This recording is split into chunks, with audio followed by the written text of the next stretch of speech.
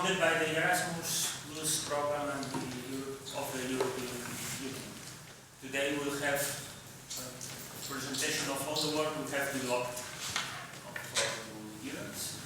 I want to thank the London South Bank University for hosting us, and also in the name of the AEEBC, which is the partner organizing this conference. I will pass the speak to Mr. Albert Johansen, President of AEEBC, who will make general presentation of today's conference. Good afternoon, ladies and gentlemen. As Tony said, my name is Albert Johansen, and I'm President of the AEEBC, and at the same time I'm President of our National Organization for Architectural Technologies and Project Managers in Denmark.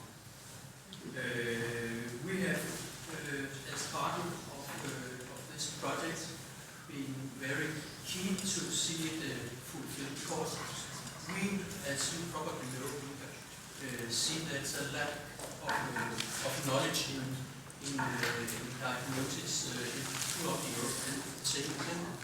And to be frank, in Denmark, our organization and our education is actually the only one that have this as a subject into our education diagnostic.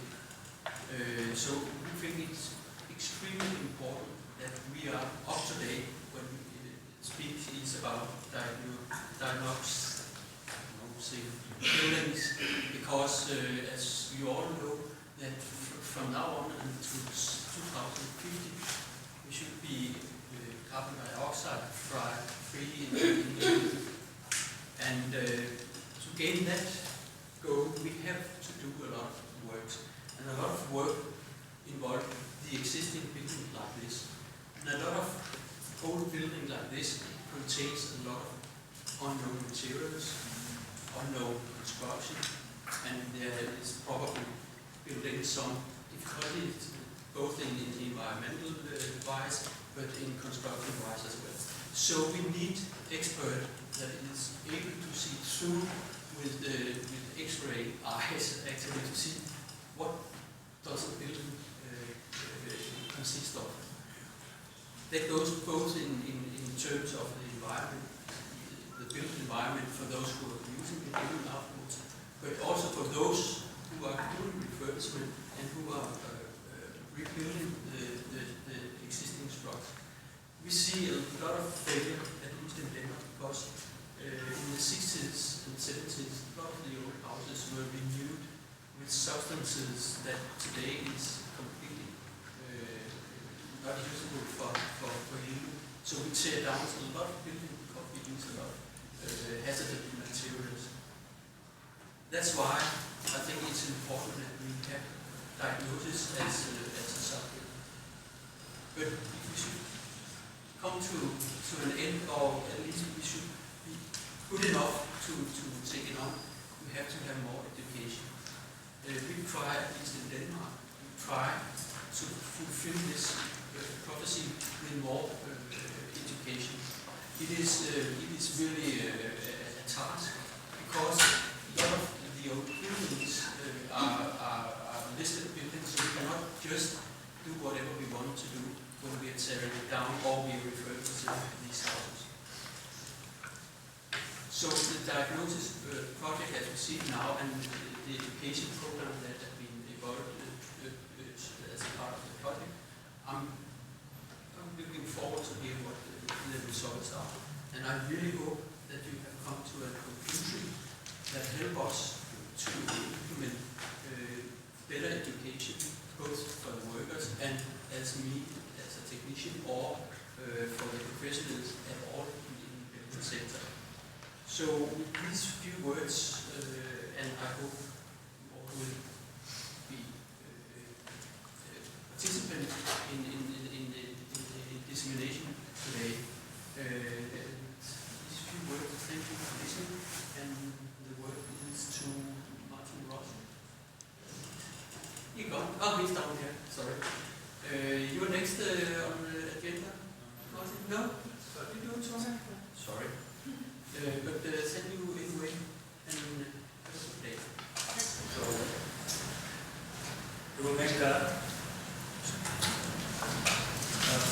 about the context of the project and what the partners who have been working on this project.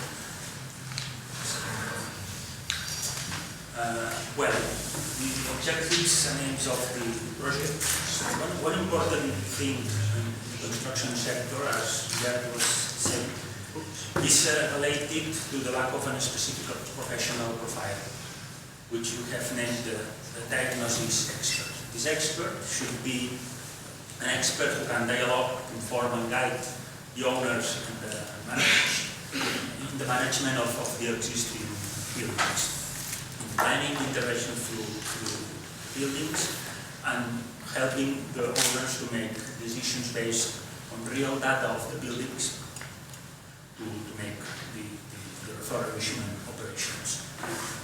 The general project aim has been to develop knowledge and to deepen this existing knowledge about existing technologies and tools for building assessment, and to upgrade the existing training tools, and also to create a professional curricula in order to create this new professional profile for the building sector.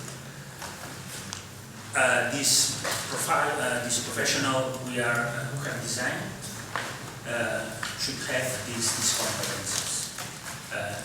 Has to be somebody who knows about diagnosis tools. It has to be a cross-disciplinary, instrumental, technical, and communication, and specifically has to know the new technologies applied to construction according to structural, energy, and environmental assessment, building information models, geomatics and remote sensing, 3D models, representation, and related relations. The partners of the project has been these ones here, in the form, the University of Ferrara from Italy, the Polish Association of Building Managers, and also University of Technology from Poland, the Revimet Association and the Polytechnical University of Catalonia from Catalonia, and the AEEBC, who has partners all around Europe. Let's make a short presentation of the skills and knowledge of each partner.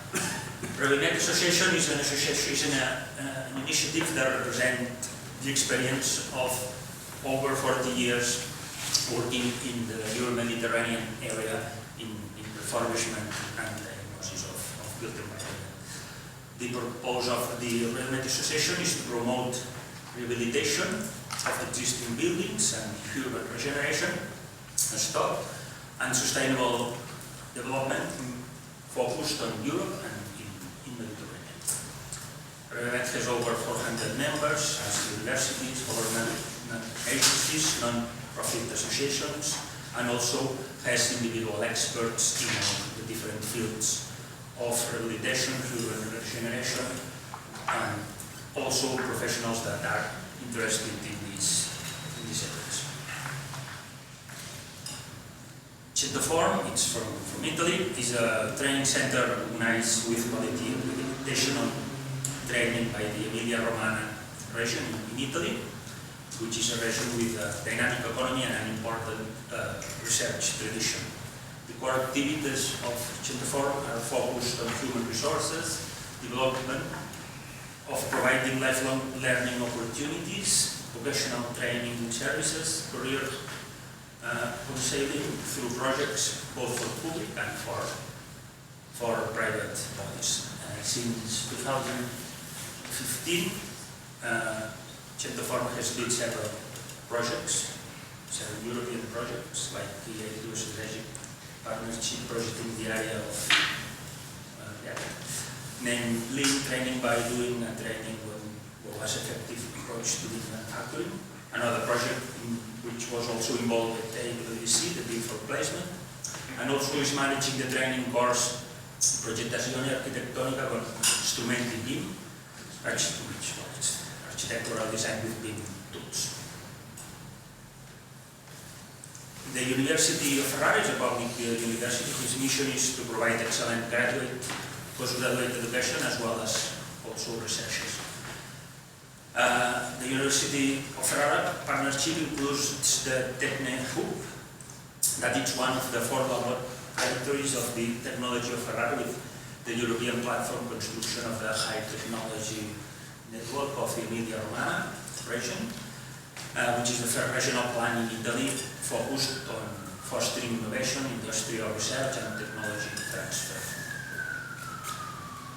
Tech work is the main field of advanced technologies for refurbishment and restoration, innovative technologies for diagnostic and construction, management and valorization of the heritage, and ICT procedures to assess and preserve cultural heritage. One of our Polish partners is the Association of Building Managers, who is also a member of the AEEBC, which was formed in that's why was formed the Polish Association in cooperation with AEEBC and CIOB in order to educate and certificate the manager building personnel. The Polish Association works on the non-profit rule. Members of Polish Association of Building Managers have great experience in construction and project management and related disciplines. The main names of members of the associations are supporting engineers in obtaining the managerial qualifications essential in conducting business activities, also helping recognition of the management completion on the European market, the integration of the management activity in building sector, and the cooperation with similar partners and foreign associations. The Warsaw University of Technology is the largest university of technology in Poland. In complete, the Department of Civil Engineering and the Construction Engineering Management Department has been involved in our project, and also the Warsaw University of Technology has been involved in numerous founded projects, porting his knowledge in areas as civil engineering, construction management, construction, and also learning platforms. Many of these projects also has participated in the AEEBC, and we have been informed previously. The Polytechnic University of Catalonia is a public institution, a public university dedicated to higher education and research in technical areas as engineering, architecture, and science. One of the main objectives of the University of Polytechnic of Catalonia is the internationalization. This university is Spain's technical university with the highest number of international students, and with the highest number of international master's degree. In concrete, the department of the university which has worked in the project has been the materials laboratory of the Polytechnical University, which has been working for more than 30 years in the development and application of new diagnostic technologies for the evaluation of existing buildings. And finally, the AEEBC is the Association of European Building and Construction Experts, which was founded 25 years ago as a pan-European association of building and construction professionals. Currently has 14 members, and these 14 members have nearly 200,000 members of Europe, experts in land, property, construction, and in general construction sectors. The AEEBC has been partner in a lot of European, more than 10 European projects the last years. Also, AEEBC is recognized by the European community as recognized and has made representation to the Commission on the mutual recognition of professional qualifications directive, and was member of the working group developing the guidance for the directive of health and safety of construction sites.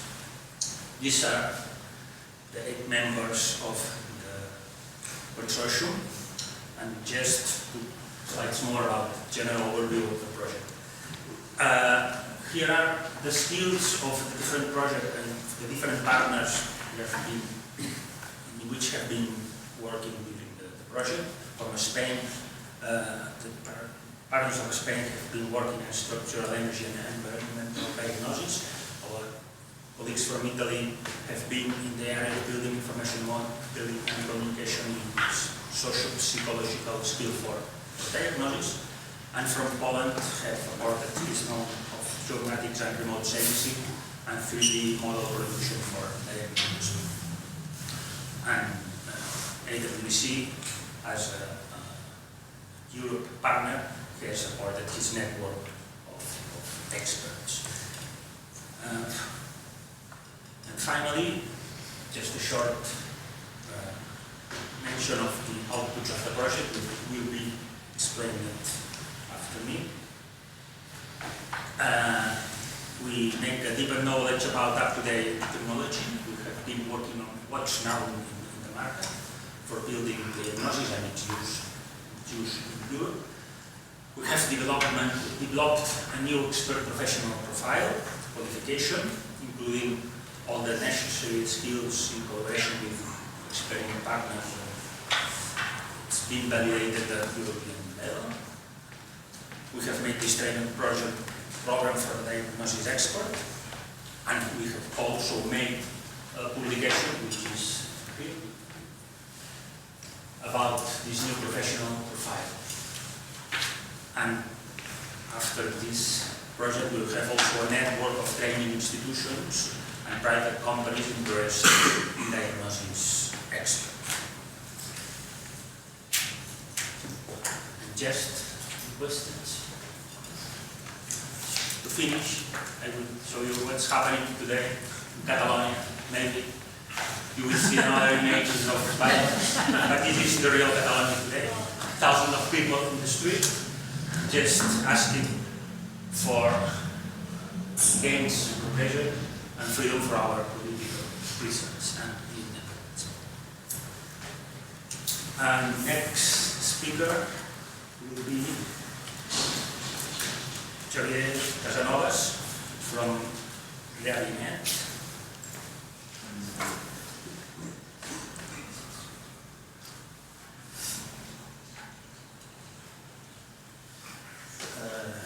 Hello, good afternoon.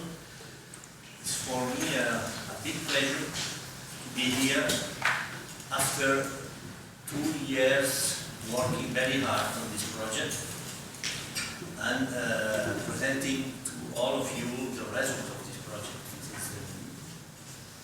is the main satisfaction for me to be here today. I will try to present what we understand, the partners of the project understand by diagnosis. First of all, I will present to you a methodology made by Realinet some years ago, and in this methodology we propose that we have 4 different steps on the rehabilitation project. First of all, the knowledge. Second, the reflection and the project. Third, the works. And at the end, we have the lifespan. This project is not looking to all this panorama, it's looking only to the 1 and 2 and 3 steps of the proposed activity or proposed steps by the Realinet method. What is important? The diagnosis. When we have to work or have to intervene in an existing building, we have the main problem is the complexity of the existing buildings. There is a lot of elements, different elements, and the lack of knowledge of these elements. then we have to know. And this is really important. When we have to build a new building, the elements to start are essentially the soil. When we have to work on a building, we have a lot of different elements that we have to maintain, we have to repair, we have to reinforce. All of this is not an information before the intervention. We have to look for all this information by the diagnosis. Then the diagnosis have to give to us a good knowledge of the building and could guarantee, or is the only guarantee of the rehabilitation project quality and works, rehabilitation works quality. Well, diagnosis is focusing in different issues on the buildings. The main issue, for sure, is the structural safety. Because if the structural safety don't exist, the other are not important. The second one, for us, is the water thickness. Not less important, but also in the level of priorities, the ability and comfort of the buildings is the third issue. The accessibility is another issue, and the energy, environmental aspects and sustainability is also an important subject, important issue for the diagnosis activity. Well, for the rehab method and accepted by the partners that worked together on this project, the diagnosis have three different steps. The first step is the pre-diagnosis, that means a first approach to the building.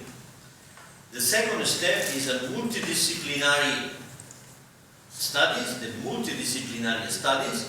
It is the collection of all necessary information in order to know all that we have to know about the building. And the final step is the diagnosis. The final diagnosis are the conclusions and guidelines for the intervention on the building.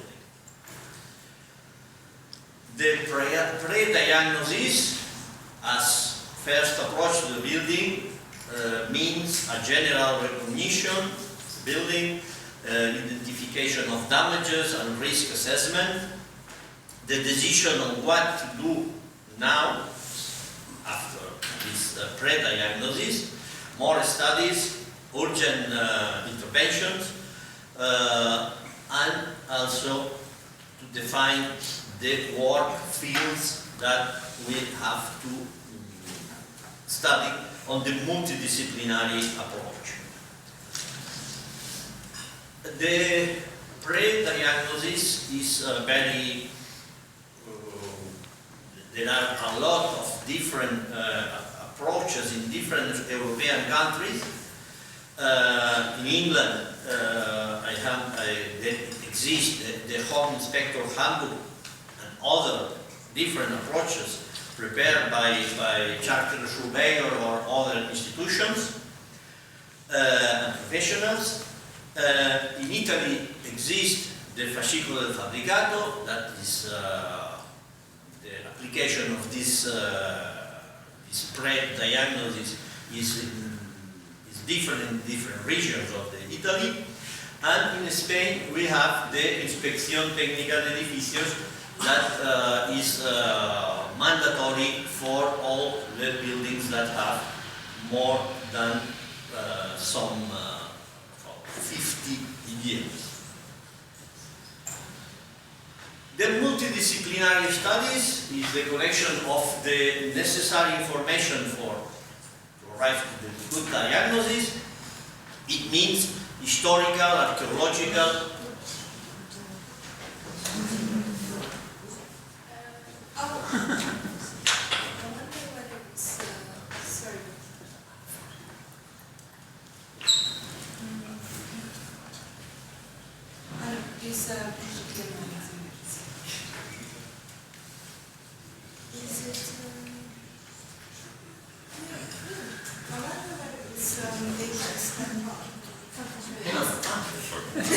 The cable.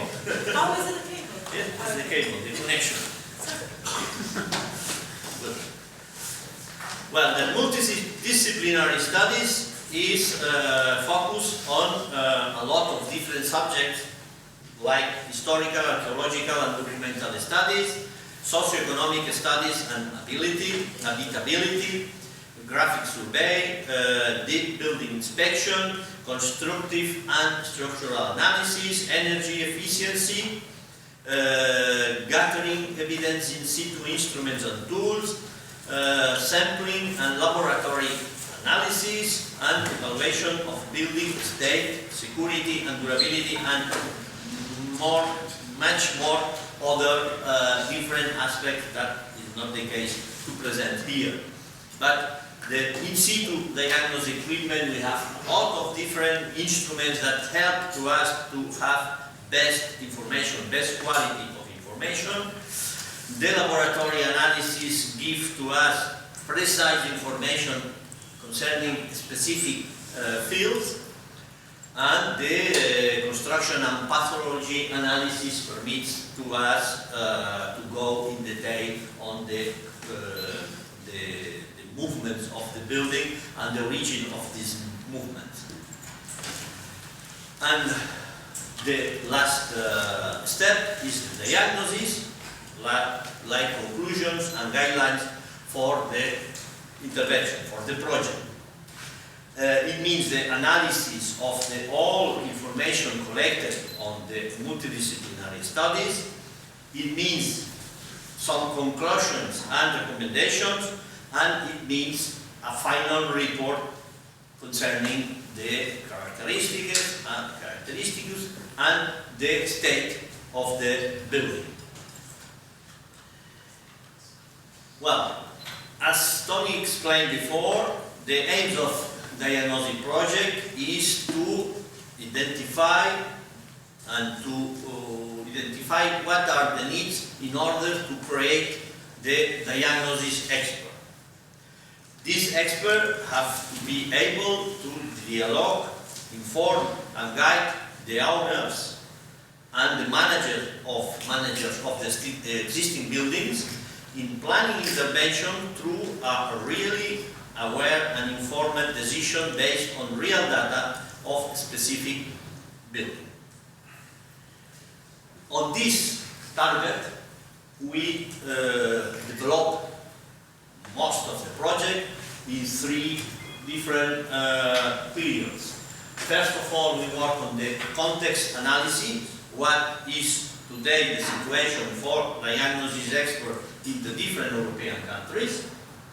The second one is to define the new professional qualification, how have to be this expert, and the last one is to prepare a training program, a syllabus concerning the training of this building diagnosis expert.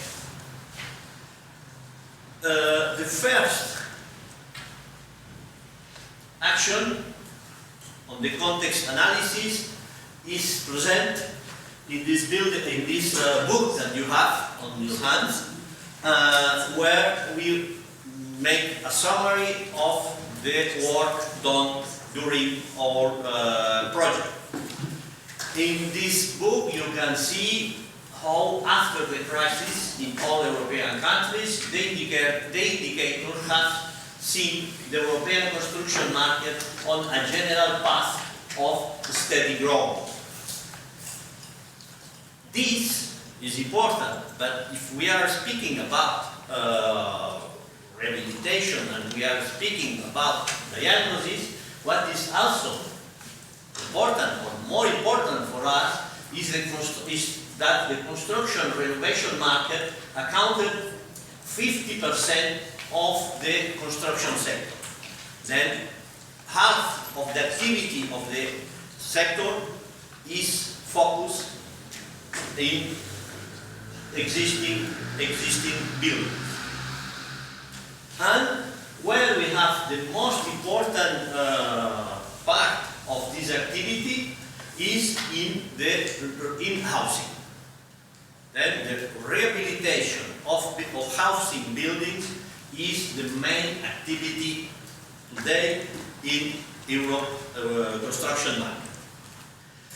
Well, it's more, in the book you can read more information about it, more information about the different situation in the different countries, because we work in Spain, in Italy and in Poland, and we make also a general vision of the situation, for sure in the United Kingdom, and we make a general vision for the Europe.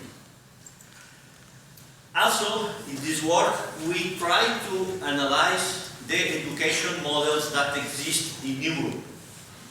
And we realize that the situation in the different countries is really different. In this picture, you can see the difference, general difference between different countries, and we show the big heterogeneity on education models in Europe.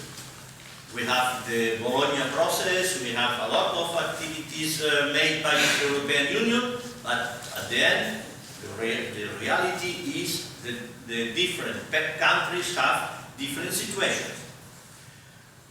And also, in some countries, the situation is different between parts of the country. United Kingdom, as you can see here, the situation in Scotland is different than the situation in England, for example.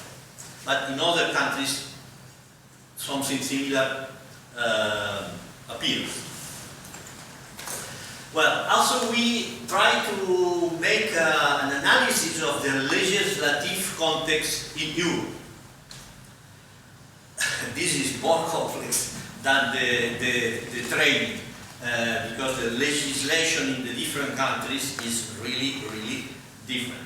We have the directive, the European directive on construction sector, but the situation in the different countries is really very different. That the building regulation are important instruments to guarantee the adequate quality of European built environment. It is clear. The European Union have been developing a comprehensive legislative framework in terms of energy efficiency, health and safety. In this field, the European Union insists a lot every year more on these aspects in order to force the different countries to follow the strategy of the European Union. The member states have to implement this directive to their countries. In some cases it is true, in others they are waiting because it's too complex for them. And there is a large market to cover on rehabilitation of the building stock to meet the European Union energy efficiency strategies and targets. The European Union signed different agreements, international agreements concerning the subject, and now the European Union has to give to the different countries this philosophy and this strategy. Well, at the end of this book, you can find two questionnaires that we elaborate on the project and that help to us to understand what is the situation, the real situation in the different countries. This questionnaire, I suppose some of you answer to this questionnaire. And the final result of the questionnaire If you look to the book, you will see that we have the general results, adding all the results in the different countries, and we have also specific answer for the different countries that will show to you the different situation in the different countries. It's not the same, but this is an average of all the. We have had answers from 14 countries, and most of them from Italy, Poland, and Spain. For the first question is which professional is working on diagnosis in the different countries in Europe, and the result are the graduates in architecture, in civil engineering, and building construction engineering. This is the main result. Other question is, are rehabilitation and building part of these studies, architecture and engineering? Most of the answers say yes, but what is surprising for us is that most of the countries have only 10% of the training on these specific subjects. Then in the degrees there is the presence of different subjects linked to the rehabilitation and diagnosis, but very few in the total of the degree. It exists master degrees or postgraduate studies related to the diagnosis. Then we reduce. We have 30% yes, 30% no, and 30% more or less I don't know. But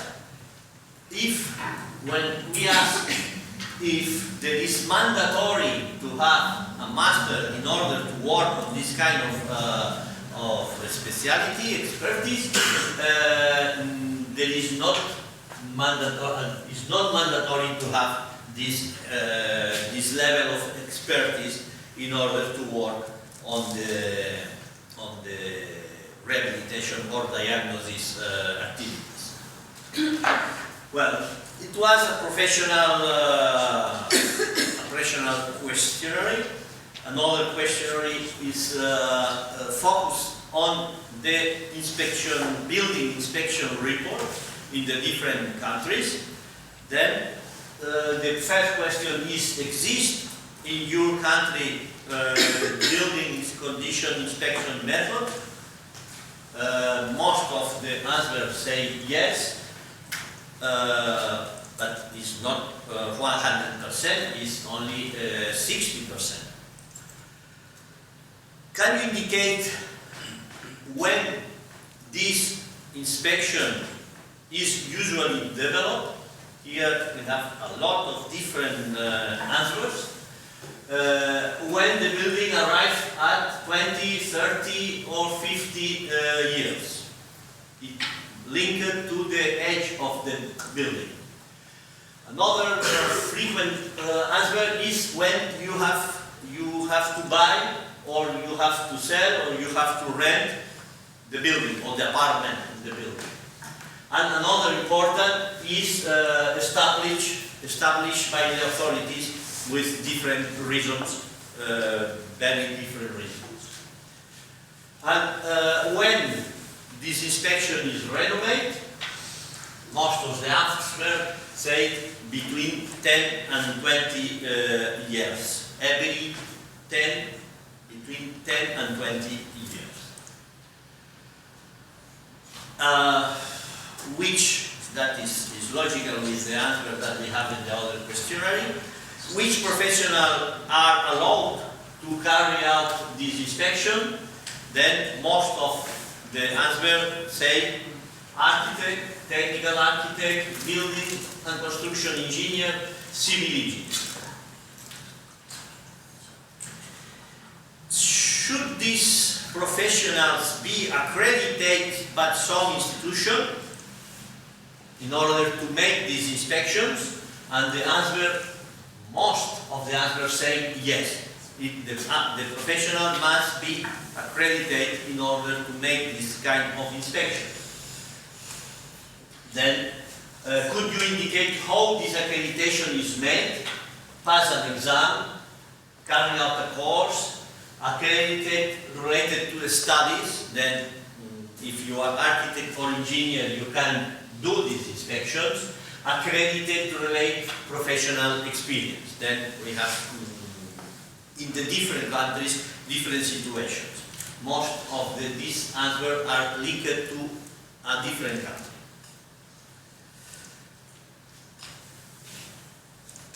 How much time, average, is necessary to carry out the inspection of a simple house, an individual house? Most of the answers say between 2 and 4 hours. Then this pre-diagnosis, this inspection report of the houses, the professionals spend in general between 2 and 4 hours. And the price of this inspection is between 200 and 500 euros. It is an average. With all the European countries linked to this question. And how much time you have to spend in order to make the inspection to a building with 10 apartments. Then here we have more time. That is not so clear that in the before question, because we are here 4 to 8, 8 to 16, more than 16. We have all the possibilities from 4 to more than 15. We have all the possibilities. There is not clearly attendance. The most frequent is from 4 to 8, but is not a big majority. Concerning the price, we have more homogeneous response, and we are between 600 and 1,800 euros for this inspection. Which are the parts of the building that the inspector checked on the inspection report? Then we can see here, we have the roof, we have the vertical structure, horizontal structure, the facade. Well, we have everything, but the majority external facade finishes, and the window and the external doors. These are the most frequent, but in general, all the building is analyzed. In general, but these are more important in the building inspection. Which are the requirements checked by the inspector?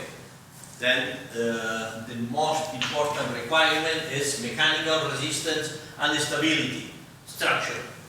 And the second most important is the safety and accessibility in use. The question about if the inspection considers the presence of asbestos, lead, radon, gas termites or Legionella, the answer say everywhere the asbestos are considered. Very often the lead and the termites are considered. Legionella is not so considered in this kind of inspections, and the radon gas is not so frequent in the inspection, in this kind of inspection. I have to insist that we are speaking about a pre-diagnosis, a very quick inspection of a building. And finishing with the questionnaires, what tools are you using on the inspections? Then the visual inspection, it is the most important tool to be used in the building reports, but also simple hand tools, worksheets, and some specific tools for some specific inspection. And most of the people use specific forms and specific software in order to implement this building inspection on the pre-diagnosis level.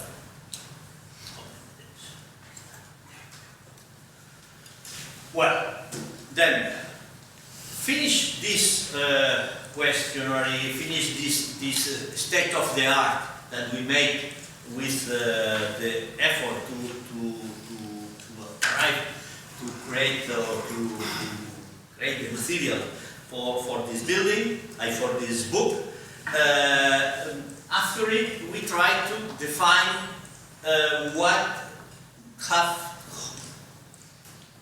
how have to be this professional, and then we start to work on the new professional qualification, the building diagnosis expert. In order to be graphical, in order to make it easy to understand what we consider is important, then first of all we come here the future expert, diagnosis expert, has to be architect or engineer. Most of them will be architects or engineers. Then, if you go to look to the circle, we say, or we propose, that this expert must have the knowledge that is inside the circle. Then, what does it mean? Then, this expert has to have good methodology, good knowledge of legal and social framework, good knowledge concerning building inspection and tools for the inspection, and soft skills necessary in order to have the relationship with the owners and the other professionals. This is a part of the knowledge. Another part of the knowledge is the other part of the circle that is touching different expertise in the diagnosis. Structural safety, materials and pathology, energy efficiency, habitability and comfort and safety in use, construction history, survey and build, and maybe some others. It is only an idea what we put here. But what is important for us is that this expert don't have to be an expert on structural safety, have to have a good knowledge concerning this. But if the diagnosis is so complex, he has to ask to an expert in structural safety in order to have someone giving the expertise in this subject. The same for all the other elements that or expertise that we present on this slide or in this graphic representation of the building diagnosis expert. This is the main idea, and after decide this main idea, we develop a document that will be presented by Elena after me, where all of this is explained in the detail. But this is the starting point for the new professional qualification development. After it, we start to prepare the syllabus for this, in order to train these engineers or architects in order to become experts on diagnosis. And we have here the summary of the syllabus. All colleagues from the different specialities will explain to you each one of the different modules that we have here. Then I don't go to the detail of this syllabus because it will be presented after me. That's all I have to thank to you for your attention, to my partners for their effort, and I hope all of you understand my bad English in order to present what diagnosis is for us as partners of the diagnosis project. Thank you very much. So good afternoon to ladies and gentlemen. Thank you very much in advance for your attention. In my intervention, I will present the second intellectual output product we realized within the diagnosis project, thanks to the cooperation of the partners.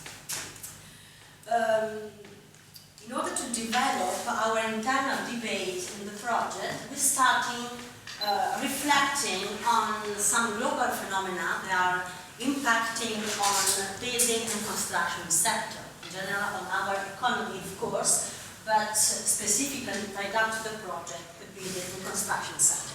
So we recognize that we are facing a deep transformation at global level concerning the disruptive digitalization of work processes, the increasing emergency related to the management of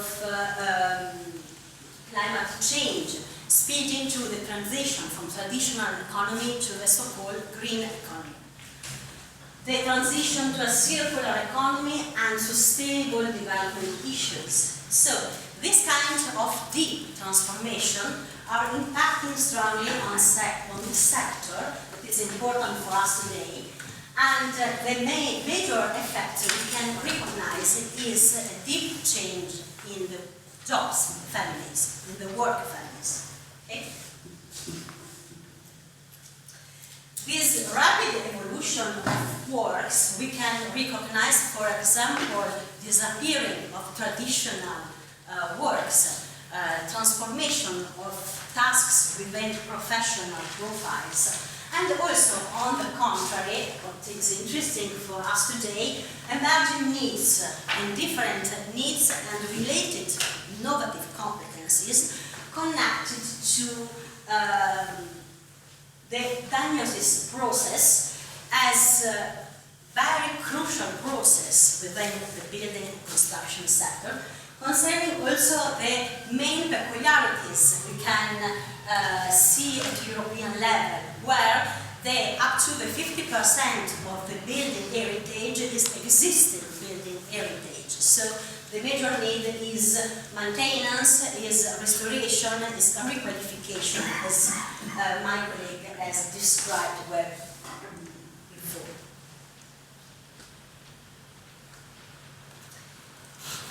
So for managing in a proper way the diagnosis process, starting from the point that diagnosis is a very complex and crucial activity, we need specific competencies that can characterize a new professional profile. We have called this new expert diagnosis expert.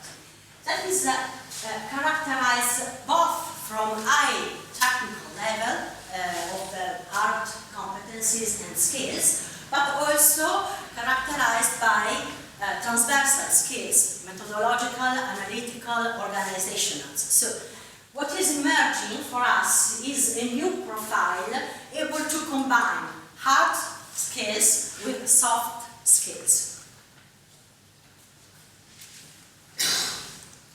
This is the common definition, the common description of the diagnosis expert that is the result of the internal debate among partners within the diagnosis project. So the diagnosis expert is an expert able to dialogue with owners, with other professionals, is able to cooperate and also coordinate multidisciplinary equipes and teams, is able to recognize the peculiarity of the diagnosis process in the phases that Xavier Casanova described to us before. Is also able to anticipate the evolution of the sector and also able to understand what kind of innovation can impact on the daily work related to the intervention on the sustainability heritage. So this is a slide where we can mapping the most important key competencies and skills that constitute the profile. So, management skills, analytical skills, innovation skills, of course, technical skills, and also financial skills. We can explore briefly each field, each area, and starting from management skills, we can say that the diagnosis expert has to have managerial skills because always have to manage complex projects and procedures.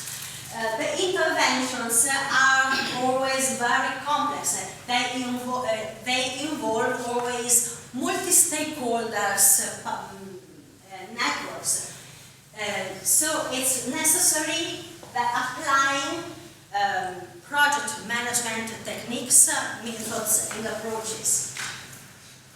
And also, we can say that these skills are strongly connected with applied project management, because intervention in business decision-making process, proposition of business improvement, organizational skills and leadership skills, the ability to identify risks and to provide mitigation measures related to the identified risks.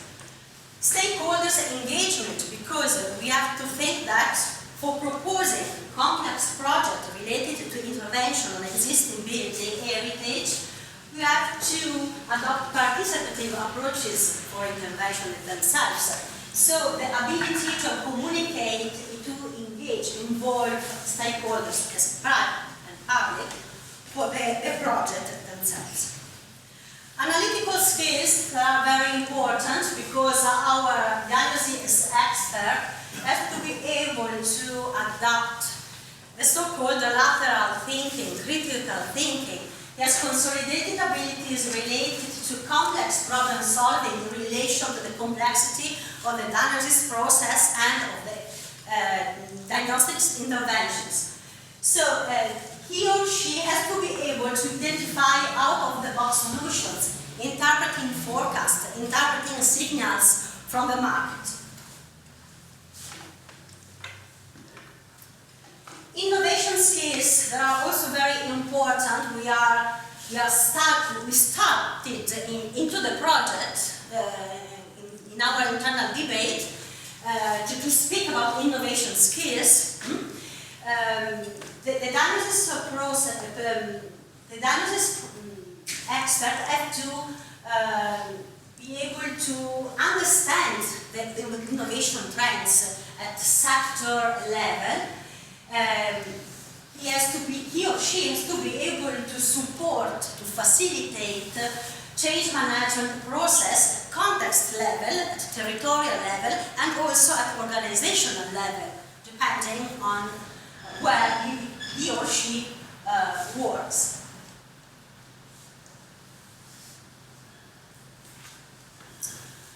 Financial skills are strictly connected to project management activity.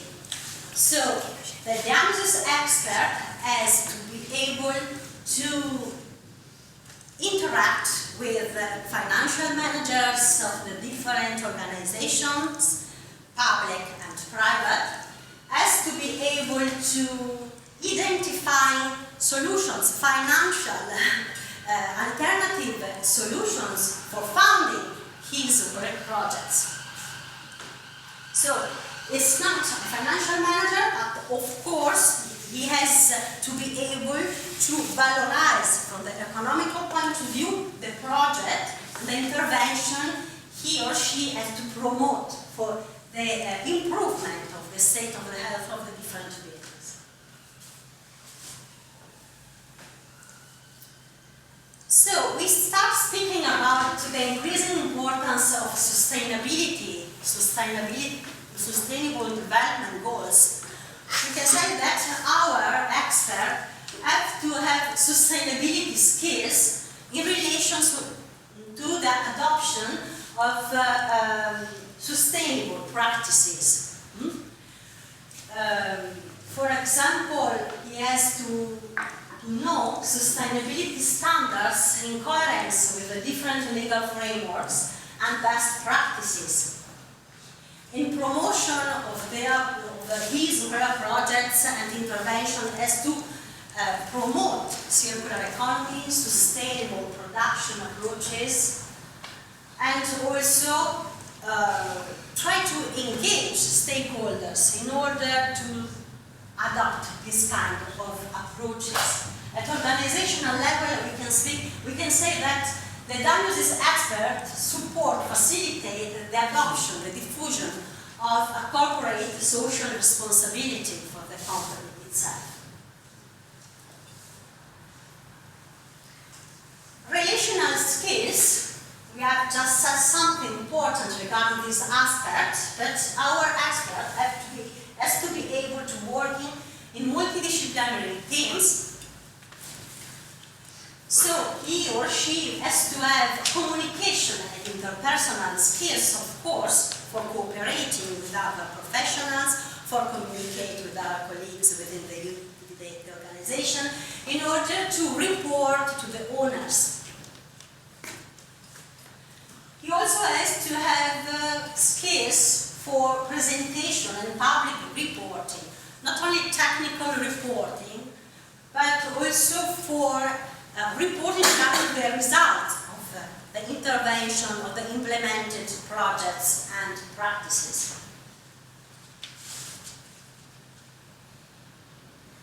Finally, technical skills, they are the heart of the profile, of course. They are very complex, very integrated, and very multi-faced. So, we can recognize, first of all, the knowledge related to building and construction techniques, of course, fundamentals regarding energy requalifications and management, knowledge and ability of applying measurement, monitoring, and verification techniques. Of course, this ability is strictly connected to inspections, for example. The diagnosis experts have to be able to interpret, to adopt and interpret the methodology of BIM. And specifically, he or she has to have a consolidated knowledge related to diagnosis systems, techniques, and tools with an open mind towards the innovation that in this sector can rapidly come. Knowledge related to the inspection process, methodologies and techniques, as I said before, and also ability and tools to analyze and evaluate the structural safety of the building, one of the parts of the Margarita graph we saw before.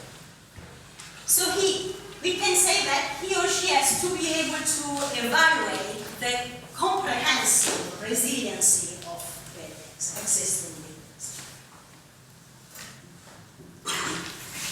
So, concluding my intervention, during our internal debate in the project,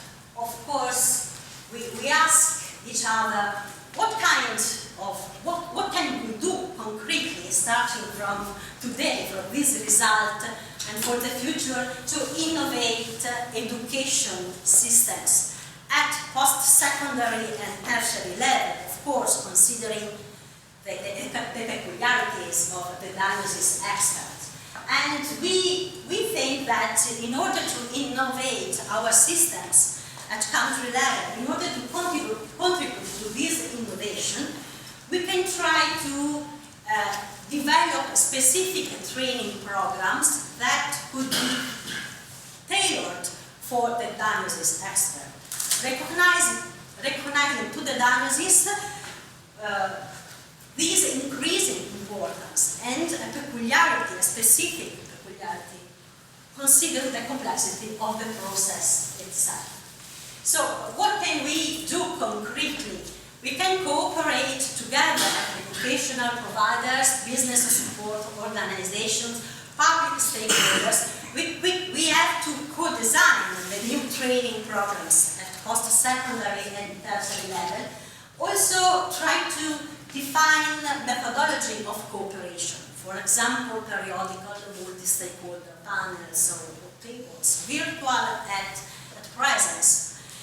This kind of cooperation can make possible the exchange of knowledge, the sharing of knowledge, the exchange of best practices and experiences, and can be useful for developing training programs close to the market trends and the needs of the companies, the sectoral companies. For the education providers, this is an important challenge, because we have to think to reinforce as best as possible the employability of our students and trainees. That's it. Thank you very much. Hello, good afternoon. Yes. Università Politecnica da Catalunya. We are on fire. As Xavier presented with previous presentation, we started with Margarita. This is the name, the colloquial name that we use to know the project. And for the syllabus, I will explain you briefly what we do. What we did, we discussed, we consensus and defined content programs including different situations, possibilities, and levels to apply the studies. We make our meetings in the 3 different universities, the first transnational meetings and expert meetings, in order to know how is each university working or introducing or applying the studies in each country. Also, we identified the previous knowledge that it was necessary. This is Casa Batlló in Barcelona, and these are our partners watching or trying to know the different professions that can be experts in diagnosis and the previous knowledge. And this is in Ferrar also. We have to find the contents that will provide knowledge and skills and competences for the future diagnosis experts. The syllabus, we have to find the syllabus with a gap of time between 150 hours for small courses or 300 hours if we want to prepare a master or this kind of things, master format, but also we have been talking about independent courses for professionals, for example, or including a field formation, even got the fields of training in order to offer different different possibilities for different meetings. The syllabus, how we do it, we analyze the sector, as Xavier explained to you, with analysis of the building and the existing professional qualifications in Italy, Spain, United Kingdom, and Poland. And later we arrange different meetings, contacting with the stakeholders by constitution of different resonance groups in each country. We celebrate 4 different resonance conference meetings through the project to submit and collect information and suggestions from the administration, for example, or the professional, social housing experts, ONGs, non-governmental organizations, and enterprises. We have been working together step by step, first with the Margarita, later with the syllabus, and finally we will have the last one trying to define different typologies or different possibilities of trainings. Who has done it? As you know, because Tony Florian presented you, we are 3 different universities, each one specialized in different skills, management and diagnosis tools from Poland, restoration, conservation and graphic representation tools from Italy, and energy, environmental diagnosis and social aspects from Spain. And all together with the AEEBC, this is the biggest knowledge network in rehabilitation in the Mediterranean area, including the South, professionals associations and an accredited body as a center for us. The syllabus, as you can see with good eyes, we will present later with bigger slides, is an academic document that it is a guide on what we will expect of participants in the course, and at the same time it can tell to participants nearly everything they need to know about how the courses will be run and how will be expected of them. The syllabus ensures all of this knowledge or the understanding in Russian. Well, there are 3 modules, as you can see. The first one that will be introduced by Paul. The second one will be introduced by Fabiano from Ferrara University, and I will introduce you the third one. Each module has different weights. The first one is 25% of the content, between 36 or 72 hours, depending what kind of training you are preparing or are you thinking about. The second one is also the 25%, more or less, between 38 and 76. And finally, the third one, the analysis module, is 50% of the content and between 76 or 152 hours of training. This is the presentation of the syllabus, the general presentation, and now Paul is now Paul? Yes. Okay. Paul.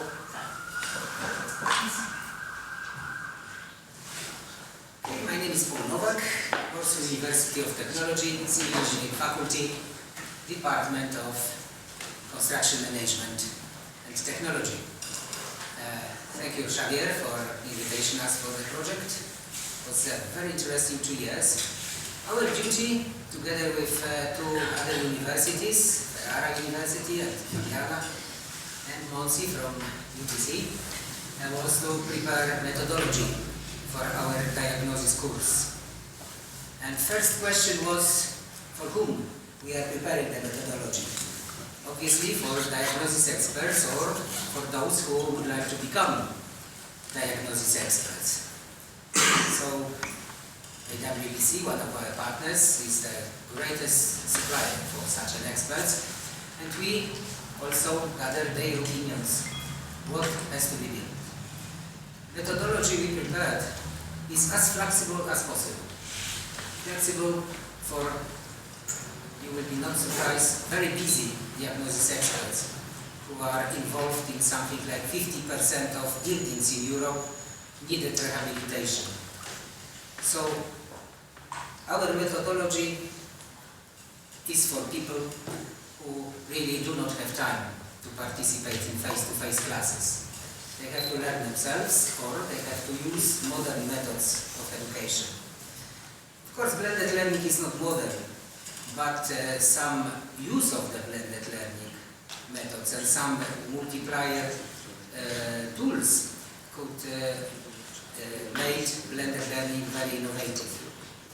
So our methodology is related to blended learning because it's something which European Union foresees for future as the most interesting tool for education.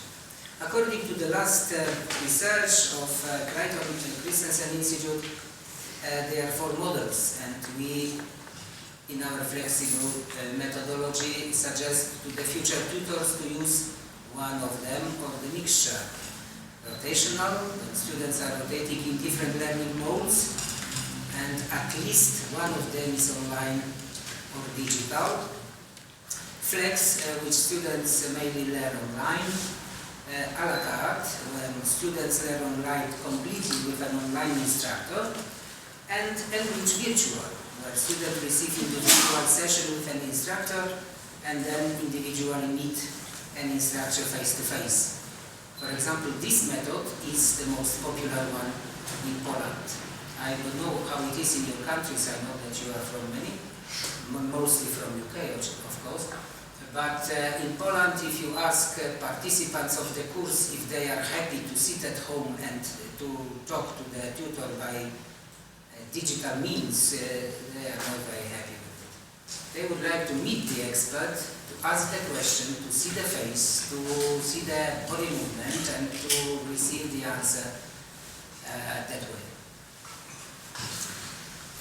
Learning modules we concentrate on are the three, and the first one will be presented by me in a few minutes' time, general subjects, and then Fabiana will prepare the speech, or she already prepared the speech of his instrumental accompaniment, and then Monsi will tell us about the analysis, the crucial elements of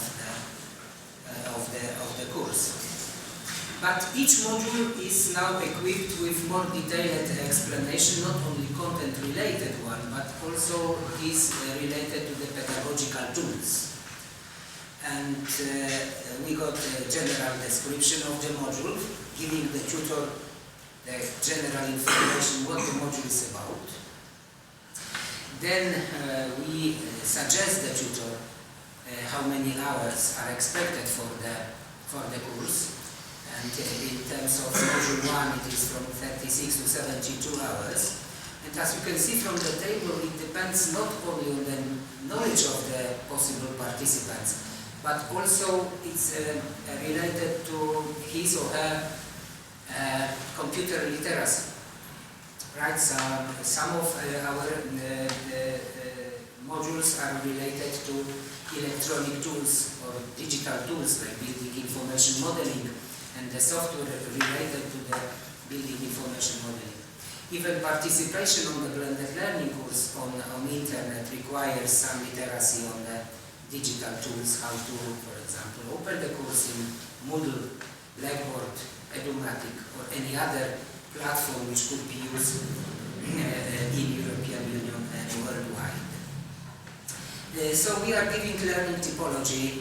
Sub-chapters of the modules are given with some additional information about IT competences for the participants.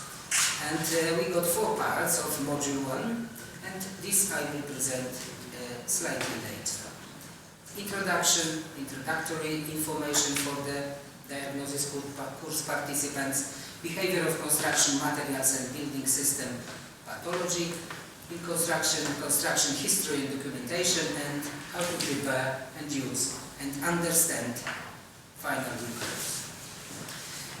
Then we present to the possible tutor tools which are required to carry out the module, like computer technology and equipment, sometimes a variety of tools which are used by the diagnosis specialist. And then we go to learning objectives. And again, learning objectives, or just objectives of the course. The name varies from country to country. Even between our 4 countries participating in the project was a big difference. What is the name of particular parts of the syllabuses? But here we managed to prepare something at the European level. And for learning objectives, we concentrate on 3 elements, and for module 1 I will go into details in very soon. But generally we present some information related to knowledge, skills and competences according to general framework of competences created by European Union many years ago, and which is used in our countries. Then we advise again to the tutor what pedagogical methods should be used, like self-studies, group work, distance learning, or maybe face-to-face or case studies as the most interesting part, always. So, for example, for Module 1, we foresee the collaboration of external experts as not required for the tutor. He will present this theoretical information himself. Laboratories could be needed, especially to check pathology in the construction materials and elements. Then experts in materials are needed for like materials engineers or chemists or geologists. Different parts of the building, different situations are to be investigated by diagnosis specialists.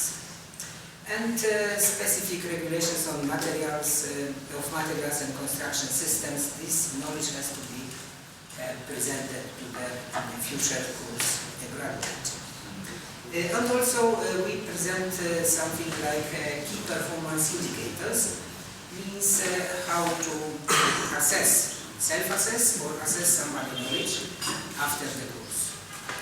Right, so this is usually points, and here we got an example. For example, we are getting here a question how to define and identify different concepts regarding pathological processes. And we can give 5 points for the answer, for example, by the Moodle internet system. The blended learning course got some phases, and preliminary phase is just meeting with the participant face-to-face. It is almost required to know the tutor, which you meet at the chat or Skype or any other tool, just to identify his or her knowledge, the participant, to meet the tutor, to exchange first information and to check how competent he is in information technologies. Face-to-face session continuation. For our course, most probably 10 to 20 hours will be face-to-face.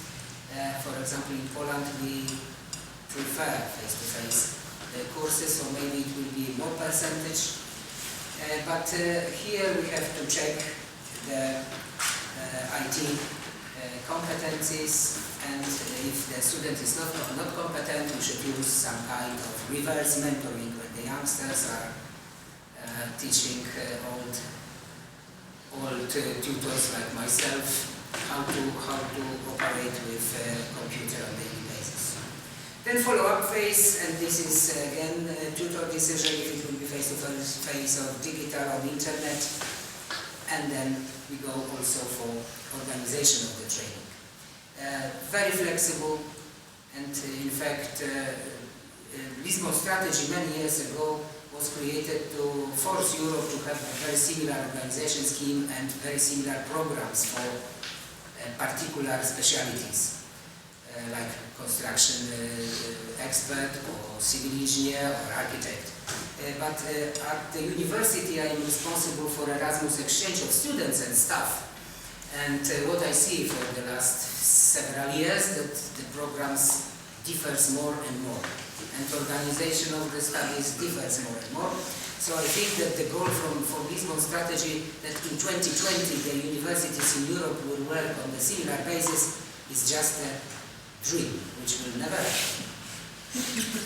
And also if you look at the material prepared in part 3, it is not printed in the project, but it will be available very soon on internet.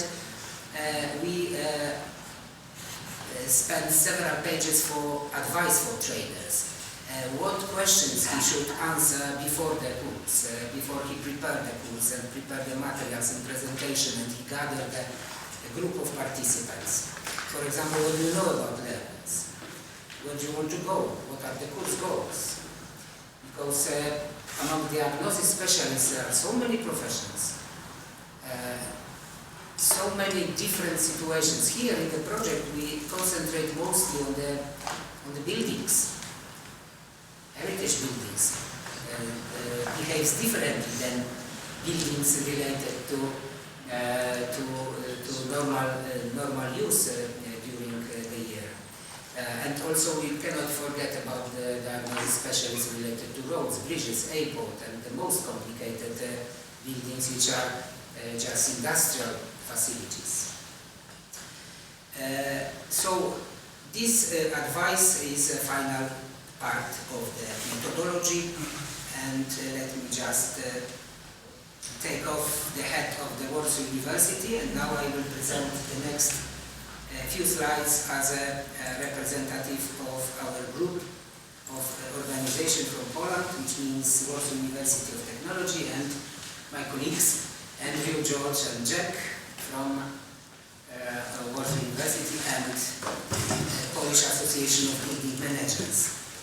And this part of the presentation is related to syllabus, which we create together with our partners. All partners got influence to this. Also hundreds of questionnaires which we managed to gather. And all of you who did the questionnaire once, you know how difficult it is to force people, especially busy people from diagnosis industry, to force questionnaire. And we were very cruel because the questionnaire got a lot of questions. But we managed. Not within a week, but within a few months. So, introductory section in our syllabus is related to giving the participants information about the importance of the rehabilitation of the building stock from different sides: social, environmental, heritage, economical, and so on. As was already presented, parts of our syllabus refers to these elements of important elements of diagnosis specialists. Then we also put emphasis on the fact that before the process of rehabilitation, it is important to become friends with the building. We have to know the building very well. And all the components and all the materials, and also inhabitants of the building has to be known.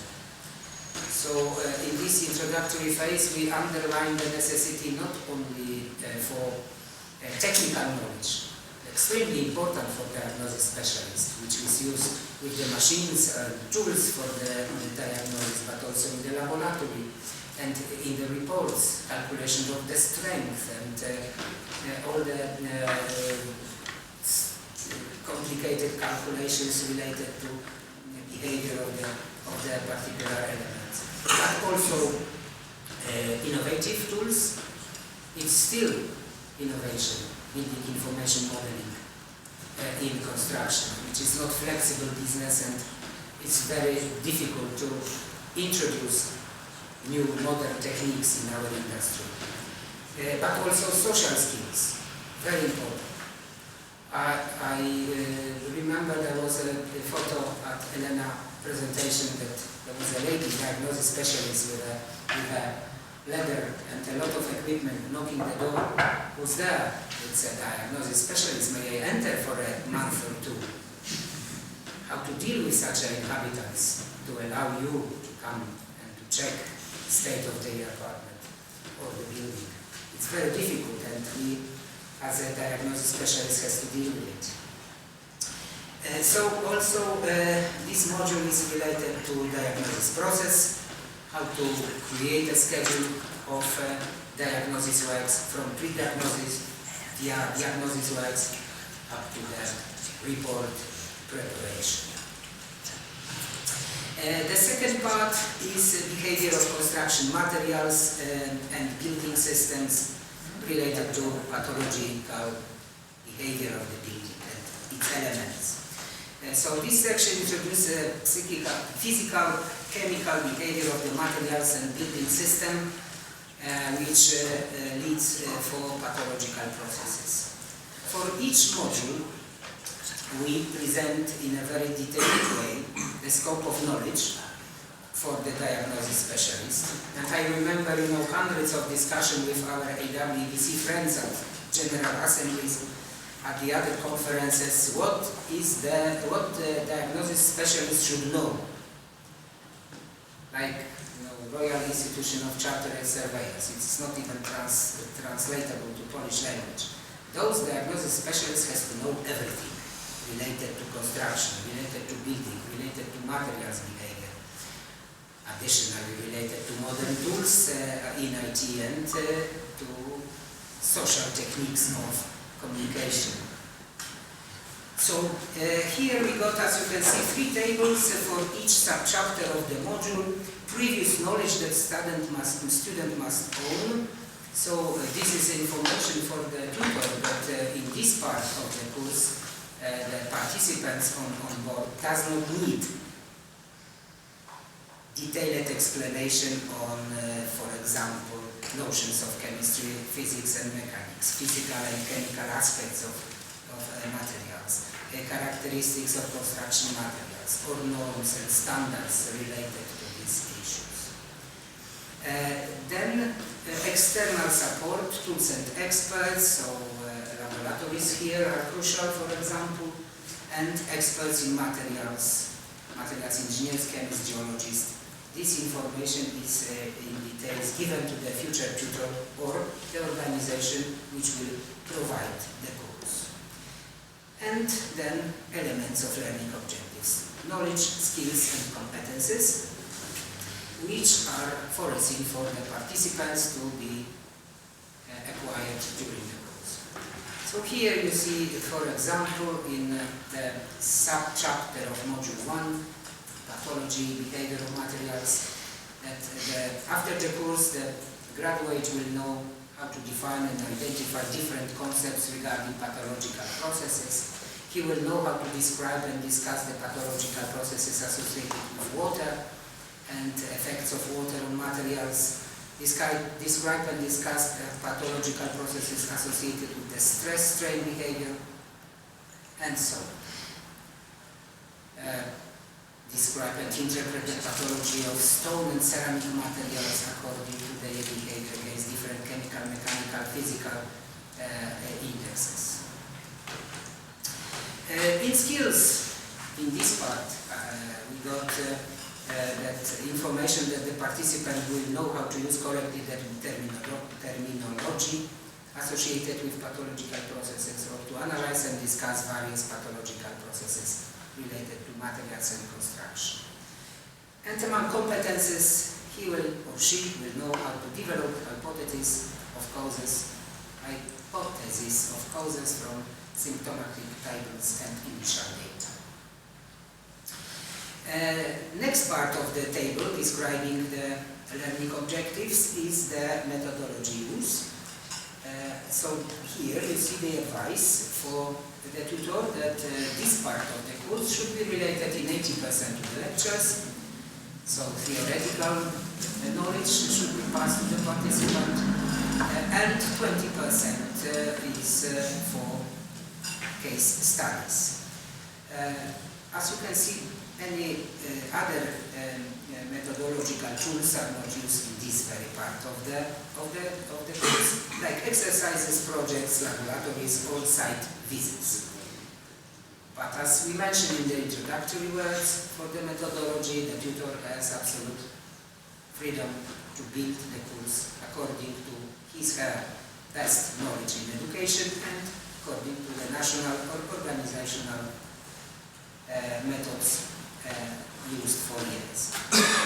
And assessment methods, in this part, continuous evaluation, so presence of the course and activities during classes, a report on the research will be assessed, and training assessment from satisfactory to very good in percentage. From 50 to 50 is the absolute must to achieve during the course, this part of the course, and 90% more gives you a very good grade.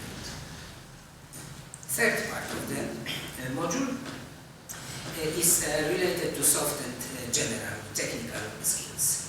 So here, University of Ferrara gave us a lot of information how diagnosis experts has to behave with surrounded environment from social point of view, how to discuss with the owner of the building, with inhabitants, with the local authorities, because for those 3, and there are many more participants of the diagnosis process, you have to use different techniques. You have to be poor and sad if you talk to local authority. You have to be brave enough to force people to accept you in the private apartment. And of course, if you talk with investor about the money, you have to use very unique techniques. So here there are some interesting information about social relation with customers, users, and local administrative people. And finally, the last part of the module is related to diagnosis process and creation of the final reports. And again, during our questionnaire and discuss with the diagnosis experts, we discovered that there are many different reports created. But in this project we managed to find at least the core of information which in each of our countries, Poland, Italy, Spain and UK, are in the final report. The report differs because of the different buildings, different pathological situation, different materials, different tools available in each country. So here we tried to be as European as possible, but for many chapters we got also national flavors, how this part of syllabus should be presented in our national countries. For example, legal regulations. We are in European Union, still, but we use really different legal regulations. Some of the markets, like the UK market, is very detailed, regulated only in some parts. For example, gas specialist and safety of electricity. In Poland, our industry is over-regulated. We have so many regulations that if we put all of them into this book, the book will be something like 1,000 pages. It's not possible. So we concentrate only on the most important factors. Italy seems to be more relaxed than Poland. So how to prepare final report, we would like to teach our diagnosis expert. Also the length of the course, it's from 150 to 300 hours, is related to legal regulations in respect of the educational system. Xavier was presenting the different educational systems in our countries, plus 4 different systems for United Kingdom and Northern Ireland. So it is really difficult to create one common program for even our 4 countries, do not mention other 20-something countries in the European Union, 24. Right, so the hours are related to the national systems. For example, in Poland we cannot do 300, we cannot do 150, our minimum is 180, and then multiplication of this figure because of the number of hours we do for postgraduate studies. Again, postgraduate studies in terms of UK and Spain or Italy means different thing than in Poland. In Poland, postgraduate means for all the diploma holders. Right? In the UK, postgraduate means after BSc, Bachelor of Science, you got master. In Poland, postgraduate means that you got diploma in bachelor or master or PhD, and then you can come for postgraduate studies. So it's complicated. We explain it shortly in the documents we will offer you in 2 weeks' time on internet. I think all the participants of the conferences giving us the address, internet address, will receive detailed information, where to find the information and where to find our products, and I hope that you will read it with pleasure. And let's see each other on the courses, diagnosis in Europe in future. Thank you. Thank you very much.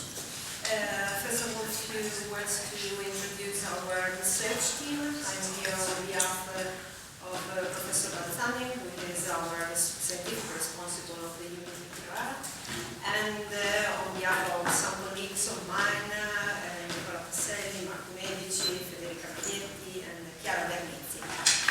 We all work in one of the 4 industrial laboratories at our university, which is a part of the Emilia-Romagna High Technology Network.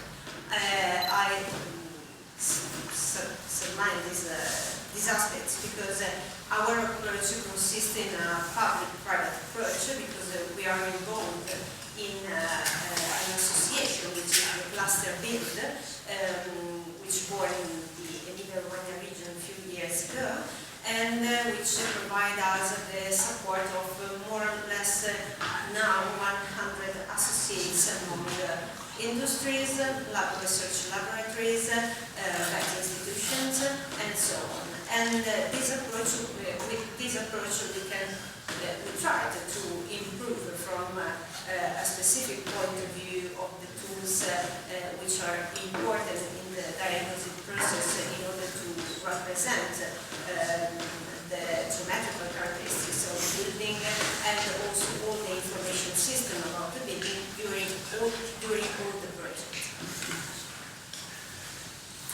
As Pavel and Elena, but also Xavier mentioned before, our syllabus is divided into 3 parts, and the second part particularly is focused on 2 types, on transversal and transversal technical and soft skills. From one point of view, we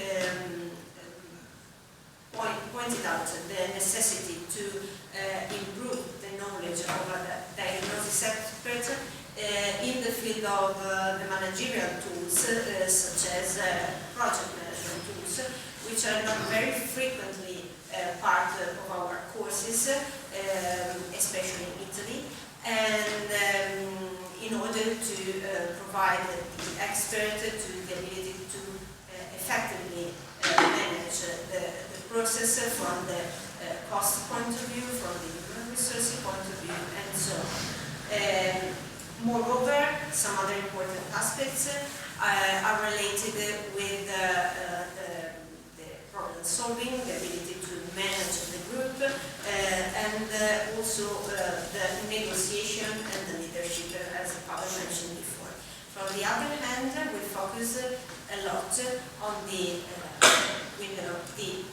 ICT tools, which are now the most important tools which allow us the possibility to acquire information, collect, exchange,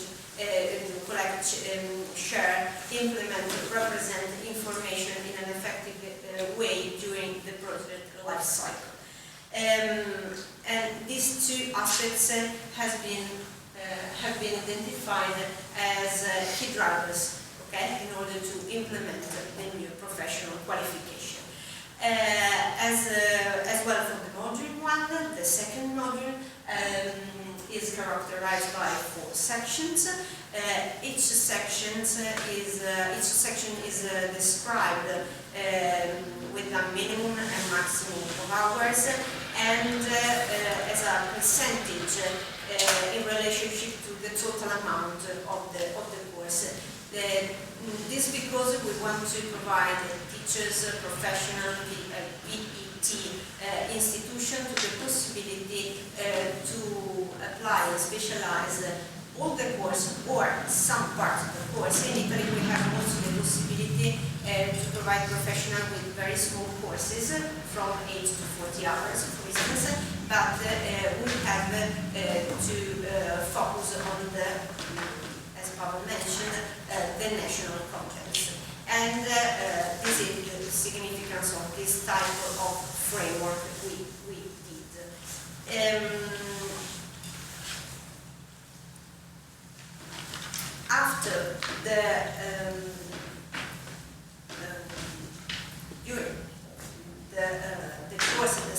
part of the course, the students will be able to do some important things about some transversal tools which are the basis in order to start with the deepened analysis, which are part of the third module. First of all, evaluate the diagnosis process based on a specific and legal framework. We have different situations. In Italy, we have very specific rules for just some parts of the process. Otherwise, some other parts of the diagnosis process are not regulated yet. After that, estimated the most effective, efficient, innovative tools and technique in the area of data acquisition. The aim is to be able to realize an integrated information system, which is today well known that in England you were very skilled about that, but definitely in other situations, for instance in Italy, especially when we talk about the existing buildings, an effective integrated project delivery from the very beginning of the project, it isn't absolutely an habit.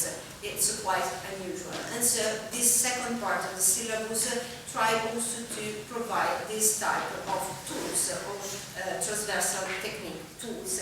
After that, the students will be able to project the diagnosis process in order to estimate costs, main task, packages, financial resources, human resources, and so on, and also to understand the role of each actors, both within the supply chain and also the value chain, which is something a bit different, but very important if the diagnosis expert is considered also for the more complex project, a manager who is able to define for each situation which tools, which investments we have to realize in order to reach the goal of the project.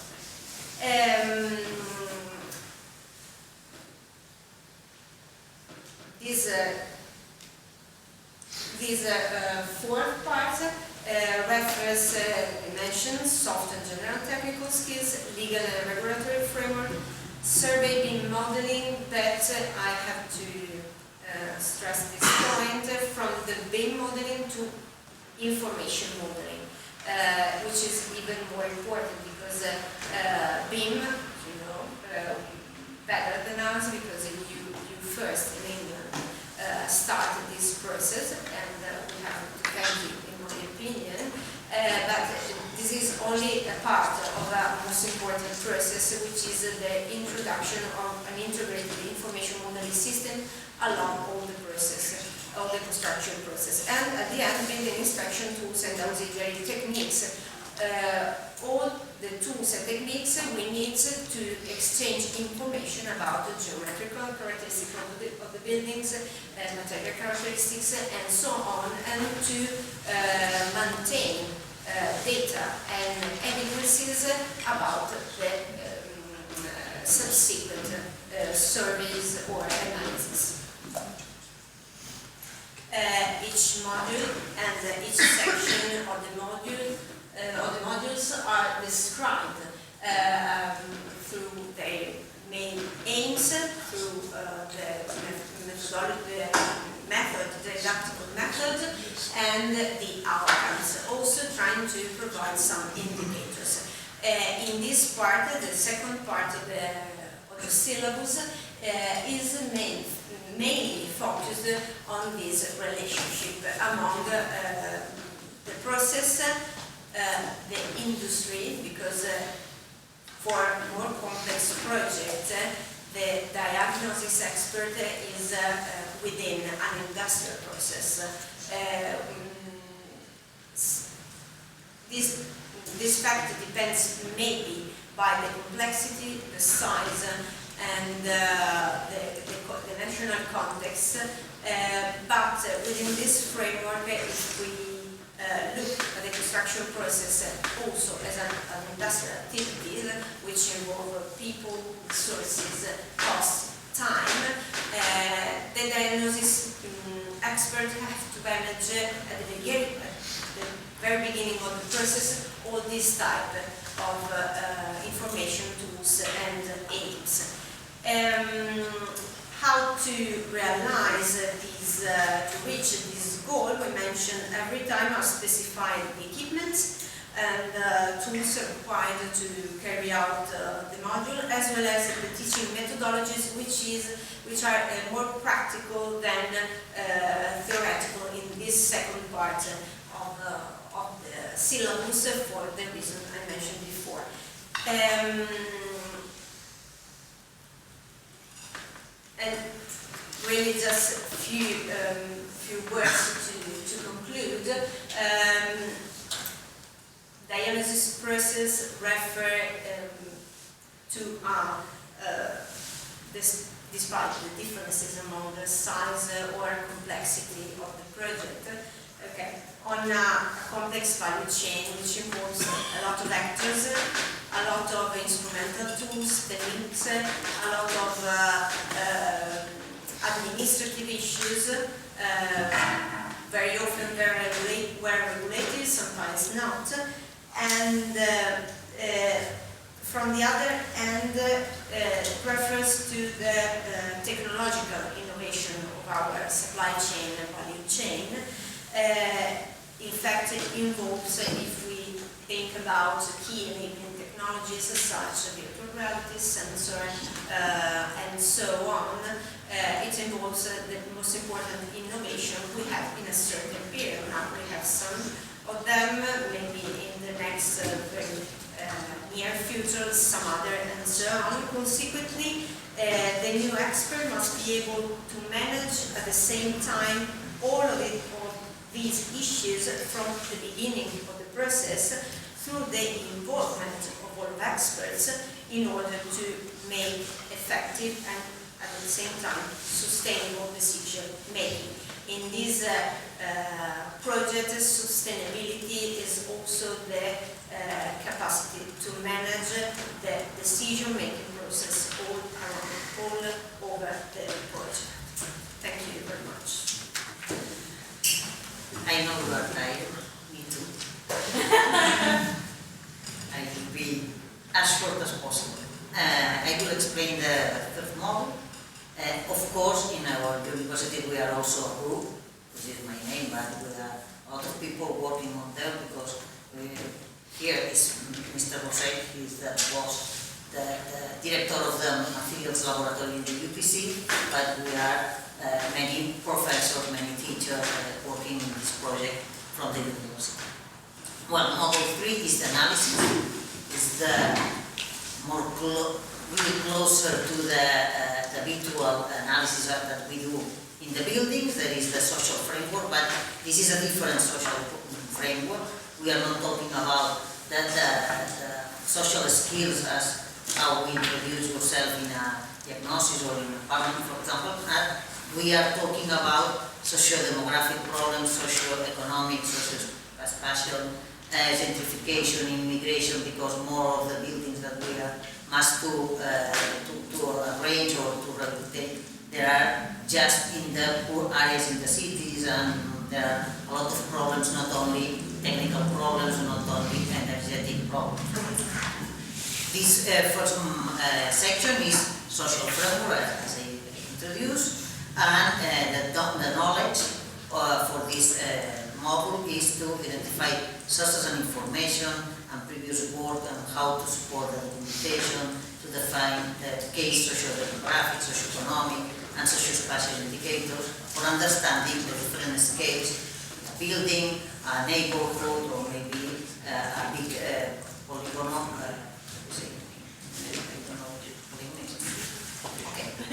The skills, also the skills to document the current state of the buildings in relation to the use, to the occupation, maintenance, also the small tools that you need for gas verification, for example, in a smoke outlet, and these kind of things that you must check in the houses, really related with the social level of the people who is living on there. also surveys, cars, and other social science. How do we say las encuestas? Surveys, including surveys for the people who is living on there, what are they thinking about the quality of their own properties or houses. In the second one, the second section, usability and comfort. This section provides the basis for analyzing buildings as a whole following an interactive process, and in the information of the different construction elements and how they affect their ability, the comfort and the healthiness of its users. This is a beautiful picture from Cracovia. I discovered a wonderful country this year during the project, and this is Jaén in Spain. Is related to the properties and also the thermal comfort, the relative humidity, air renewal, lighting, noise and vibrations. This is the kind of things that we need to identify and with the appropriate equipment for taking the measures. This is, as you know, with the thermographic cameras. And also you need your skills to apply methodology for the inspection of the building, the data collection, architecture, construction, dynamic of uses, systems, installations, and all of this kind of things to determine the key health concepts to be analyzed: risk of water presence and humidity, collection and disposal of waste, indoor air quality, ventilation, quality of drinking water supply, for example, hygienic equipment, water equation, and all of these kind of things.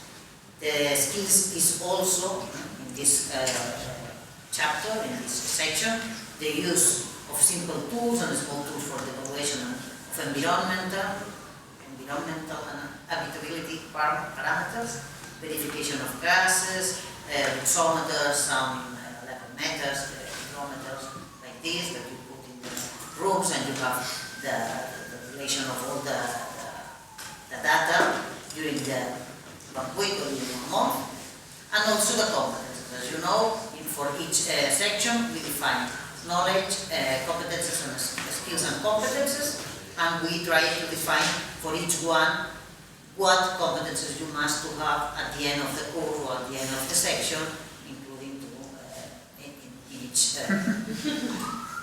Also, we talk about the methodology for each section.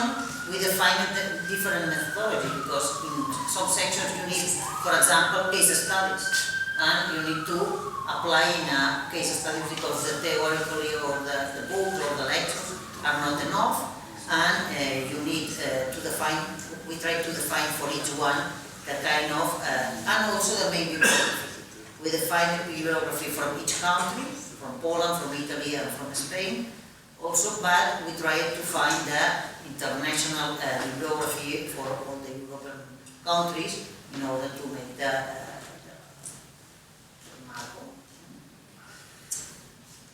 framework. Okay. Also, for each module or for each section, we prepared a column with the external support tools that you can need if your knowledge is not enough to make the diagnosis, the full diagnosis. And for each module, for each section, we have list the tools or the experts that maybe you need to contact or need for helping you in your analysis, your diagnosis of the project. For example, for noise. In noise, it's really easy to take some data, but when you need to know specialized information, it's necessary to put to introduce a laboratory, a specific laboratory, in order to give you all the information that is needed for the project. The third section in this 3 module is the energy efficiency. This section provides the basis for analyzing buildings, following the services, the facilities, and the requirements for the demand and energy efficiency. Also, in modern buildings, we have solutions that must be improved. For example, because 40 years ago, maybe the light, it was not the first, it was not a very important necessity, and now we are we are thinking about to open the windows and allow the light, the natural lighting inside the offices. Also, with the programs that you can make the modeling, and also with all the tools in order to know the transmittancy of the walls, transmittancy of the walls and the windows, including the new buildings, not here. So all buildings with the different uses, for example, in the schools, with different elements for the heating and air conditioning, and all the different systems that you know in the old buildings. Maybe there are 2 or 3 different solutions for the wall, for the floor, for the ceiling, for everything. Also trying to recognize all the kind of systems for the lighting, because it's also a problem, because it's difficult to know exactly what kind of systems do you have in all the buildings. And finally, using the simulating tools in order to know if it's enough or maybe it's over calculated or over illuminated. For the structural safety, this is maybe the strong or the most known chapter. I think maybe it's not necessary to talk about it, but also the knowledge is the structural safety, the limit stage, safety factors. The knowledge is also to identify and evaluate qualitative the dysfunctions associated with the behavior of the horizontal structure, beams and slabs. And these kind of problems that we have, I think, in all the European cities, because it's the typical problem with the balcony. Also with the walls, to understand the structural behavior of the buildings, the static, the walls, the problems with the dysfunctions associated with the terrain foundations, behavior, etc. And also we need some skills in order to choose and use elementary calculation software or external support tools from experts, for example, when the problem is really, really too big and you need an expert in structures or calculation or something. Finally, the last section in this module 3 is the safety in use. Safety in use, it includes fire, accessibility, and this kind of new problems that we are discovering in the cities with the new users in the buildings. For example, to identify the accessibility problems in more of the buildings. This is the list of some wrong solutions trying to make the entrance in the halls in the buildings accessible, and also introducing new necessities for the buildings. When we are talking to make the buildings for new users, maybe to identify the social conditions that affect safety, but also inclusive new tools or new improvements for the buildings in order to make all about inclusive. As we explain wherever we go, this is as our mantra, diagnosis means knowledge, and otherwise what we are doing is opinion. It's necessary to know about the building in order to make a good diagnosis. And thank you very much, that's all.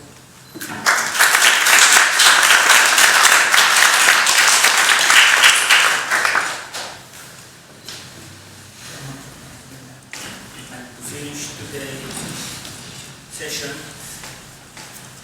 We have Martin Russia from the AEEBC, who will explain us what this thing of business education treatments. Next director. Set up your laptop. I'm going to start off by saying thank you to Xavier and his team for inviting AEEBCs to be part of this project. You may have regretted it at times, but I think we're now at the end of a very successful project, and I'm very pleased with the outcomes of this. And can I also thank Jenny over here, who's been hosting for the last couple of days. It's been a bit of a full time, but we're now in this magnificent conference facility, and big thanks to her for her hard work as well. So we're going to look at these business education agreements, and also I should just add before I go ahead, one of the big thanks is of course to Tony, who has done a lot of work, a lot of the heavy lifting for this project, and I don't think without Tony we would have been as successful with these for AEEBC. So for my AEEBC hat on, thank you very much, Tony, for it. So, what is the purpose of these business agreements?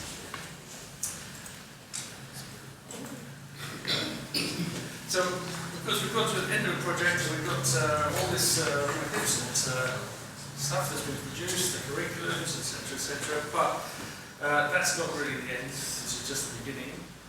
And what we need to do is to find some way of taking this forward. We've got the manuals that are to be wrote today, and as Paul and others have said, there also needs stuff electronically. There is a link to the project on the AEEBC.org website as well, where you can find all this information. And also, once Stan has finished editing this, we'll work to see yourselves, those who speak today, on that as well. So how we develop this professional profile, we gather dust on some shelf somewhere, we want to take it forward. So we have the business education agreements, and designed to take the project forward is the practice of the building diagnosis expert. And by looking at how we can collaborate, this is how we hope to take things forward. So the goals are that we should, if we can, start to produce some work-based learning, looking forward at how we can create these work-based training and learning agreements between the AEEBC in our case. So I know that there's already got a lot of these in place for Poland, which are agreements between the AEEBC and other colleagues and partners. The idea is that we have different ways of collaboration, and these are these. And what we suggest is that we could have training, we could adopt and adapt the competencies that have been produced as part of this project. Because I think in particular, we have in the UK quite a well-developed number of experts and stars, members of the AEEBC, such as CIB, CIAT, things like that. Do have people who do a lot of work in doing pathology, but there's always a need to upskill, to upgrade what your knowledge and training is, and this is a good way of using that to not only adapt it, but also to produce stuff. As we know, dealing with existing buildings is going to be what I call elephant in the room, as we say in English, for achieving the climate change targets, which seem to be getting more onerous every other day. I don't know if any of you got caught up in the problems in London over the last few days, where people were gluing themselves to the tops of trains. That was all to do with climate change. And so we know one of the big problems we have is dealing with existing buildings and new regulations. But this is, when we deal with existing buildings, we need to do that in a sympathetic way. And I think this is the whole purpose of this project, is to do things in the right way. Because we know that poor interventions in existing buildings end up with more problems than if we much better and probably much more economic to actually do it right the first time. And that's why we need to have these diagnostic experts. We also suggest that you could have some sort of collaboration. I mean, from the university point of view, there's the Erasmus Plus student exchange programs. That obviously isn't quite the same for businesses, but I know that in the past, certainly AEEBC AEEBC members have had recruited staff on a sort of temporary basis to come over from, in this particular case, in the account from Spain, and spent 6 months working in Manchester, looking at how things were done in the UK. So that's the sort of thing that we suggest might be a good opportunity using this type of program. And once we get this sort of diagnostic program going, job opportunities for people to work in this industry. As I've said, with this climate change programs that are coming in, this press to try to improve our climate in a much shorter time scale. It starts off 2050 and it's already moving back down to 2030. Protests that are going on in London that talk about 2025. Not sure how easy that would be. The 26 million dwellings in the UK, existing dwellings, which are all these. I'm not sure we're going to do that in the next 6 years. But there is an opportunity, I think, there will be a need for a lot more people to be able to carry out this sort of work. As I said, it needs to be done in a more sympathetic way. You will have noticed on the front of this lectern here that the university is now finding the apprenticeships that you do in your yeah. So this is another opportunity because I don't know what you have in other countries, but certainly in the UK we have this apprenticeship program. So whereas at the moment if you want to go to university, it costs you an arm and a leg certainly in the UK, it's over 9,000 a year to do it full time, but if you do an apprenticeship, you get to be paid while you stay. So it's an opportunity for people to take people on as students and potentially get them through and help them become experts in diagnostic training. And then we've got collaboration. So as I've already said, we've got links on the AEEBC.org website. We will be putting out all this information that we've got here. It's been suggested that you can please do take as many as you can fit into your luggage. They're not quite heavy, but certainly we'd like you to take these and pass them out to your partners if you can, please. And also we'll make them available at each AEEBC meeting as we go along, which is why, as our colleagues from Italy will know, this was the result of the last project which finished last year in Bologna. And so I brought a few copies along which everybody said the results of that project as well. But you're probably thinking this all sounds incredibly expensive. However, I like this picture here. Boris was astonished to find that actually this doesn't cost anything because there is no requirements as part of these agreements to actually, there's no funding requirements attached to this. This is a purely voluntary basis. We make the agreements and what you're saying is that you will attempt to help to disseminate the results of the diagnostic project. And we'll see what Boris has to say later. There's big days tomorrow.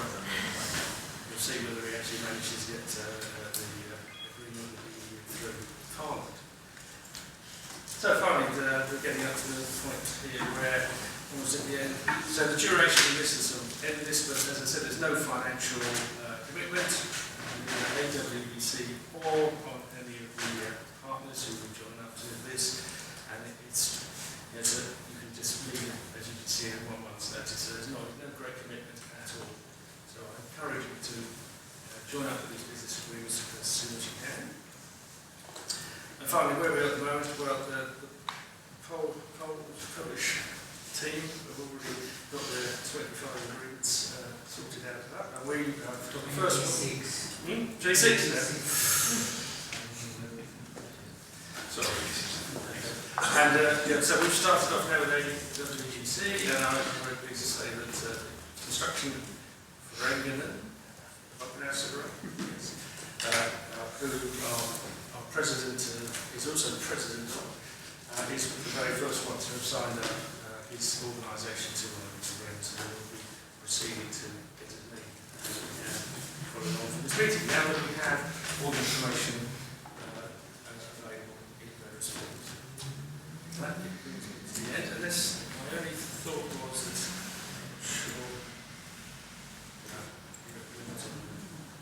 attached to these, I will show you the LinkedIn. It's a joke because I will show you the AEEBC. If you go to the AEEBC, we have various tabs. One of the tabs is projects, and if you go onto that, the top one there is diagnosis, which has a link through to the main project site. You also find, which we probably will do with this project, is what we've done with the climate project, which we're doing with Poland. There's a dedicated tab there with all our technical reports we produce as well. So I do encourage you to have a look at that. Particularly if you're from university, because you the technical manuals which were produced as part of the other project are aware they're free for your students to use. They're very good. So that brings me to the end of my presentation. I think there's questions and answers there. Mr. Kelly. Okay. Well, first of all, to welcome the focus on diagnosis, I think it's definitely long overdue. I think, though, we need to take the scope of the project very much into context.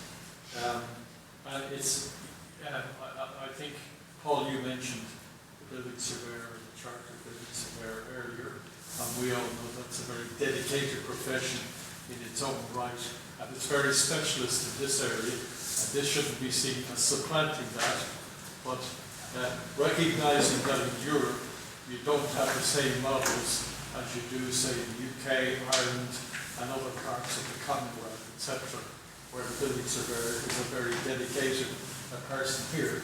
I think the level is important, and not to perhaps overstate it, but I don't know who has done this. I think in some of the earlier slides that were shown in terms of the level of intake, chartered surveyors were shown as quite low, and that would be very representative in the European context, I'm sure, but not in the UK and Ireland and other contexts. So I think the scope of pathology, I think, is very broad. The scope of the buildings that you're looking at is also very broad. You're looking at historic buildings, and I think, while very impressive, the tools that are used here and the soft skills, etc., that are taught, the stakeholder engagement is all extremely important. The solutions won't in itself come out just from a course like this. We know the whole thing is multidisciplinary, and I think, Paul, you referred to that earlier. And to recognise that the tools are not an end in itself. They are an aid to actually measuring and looking at that. So the assessment then and the validation then, I think, is also important. The intake level, I think in some of the areas, this is not in the book, etc., particularly, but some of the the building inspector as a role, and perhaps the variability in the intake is one that one should look at in terms of the outcomes. And I would just caution that. And you mentioned yourself, Martin, the importance of ongoing CPD, and there is no profession, and particularly in this area, where it's more important. But as I say, we have, and we work, I'm a little bit like Paul here, I can wear perhaps different hats. From the perspective of the AEEBC, we have the Year BE qualification, which is quite a stringent one, and it's examined on the basis of the underpinning knowledge and also the background and the experience. So in essence, I think it's a very good project, and it's one that should be welcomed. But I don't think people should overestimate that the outcome will be the finished product. There will be other requirements and other skills for the person. And perhaps the underpinning or the intake level will be important, that the person has a good, sound basis, building regulations, building pathology, etc. And while programs like this are extremely important, the finished package it's a lifelong learning process and not just an outcome that somebody comes out, just in case somebody thinks it's an expert in its own right. So sorry for being long-winded, but just perhaps to put plus the fact that my name is on this document as well, and I would certainly welcome it. That's a very good start. Okay. I'll just come back on some of those, if I may. First of all, as I said, this is a EU-wide curriculum, so therefore some countries are obviously going to be a lot more developed than others. For example, some countries don't have anything like an architectural technologist or building surveyor or whatever, so they're starting from scratch. So, and this has to be a broad, catch-all thing, so obviously that will affect that. Secondly, so I think it would be something that you can adopt and adapt. And that was my feeling for the UK, because already there are a lot of people who have a lot of experience, and therefore you're just adding to it, potentially in some areas. And the final thing, just from a UK perspective, not for Ireland, but we had some, and we were discussing this yesterday at a meeting, was we had a program of introducing energy efficiency into existing buildings called the Green Deal in this country. And the government decided that they weren't going to use the experts. They were going to make it a career choice for people, and a lot of people did a lot of training, but basically the training was like 2 weeks. And then they were let loose on houses to do energy efficiency improvements. I think this is a good way of maybe showing to the government actually how much you do need to know, and it's not something you can walk off the street, maybe a bus driver one day, or a helicopter pilot was the name that they would use at the time, and then go off and do energy efficiency or any other improvements to existing properties. I think it's extremely dangerous and potentially a lot of money could be wasted. Unfortunately, the whole scheme collapsed, and a lot of people have spent, several thousand people spent a lot of money training to become these inspectors. That's why they had no jobs. So it's a bit of a salute tale. But that's my answer to some of what you were saying. Sorry, it's not a criticism. I want to emphasize that. It's just putting it into perspective in terms of the outcome. Some of the earlier slides seem to suggest building inspector role, and that surveyors had a limited role, and I think it's probably the limited availability of these rather than their importance in the role, because it is a dedicated, being a building surveyor myself, I would be arguing that. But then the other professions within the AEEBC, perform similar functions, and they have different titles. So it's not just one profession, but just to emphasise, that profession in the chart. The chart's not in the book.